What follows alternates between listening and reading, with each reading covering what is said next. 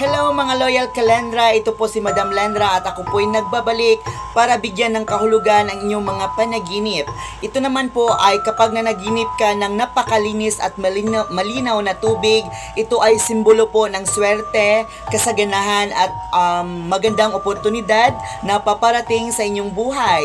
Pero kung madumi po or maalon ang tubig, ito po ay babala ng may negatibong energy or ito po ay babala na may problema pong darating sa inyong buhay. So ang tips ko po dyan, maglagay ka pa ng po kayo ng baso ng tubig na may asin sa kwarto ninyo para po linisin ang negatibong enerhiya.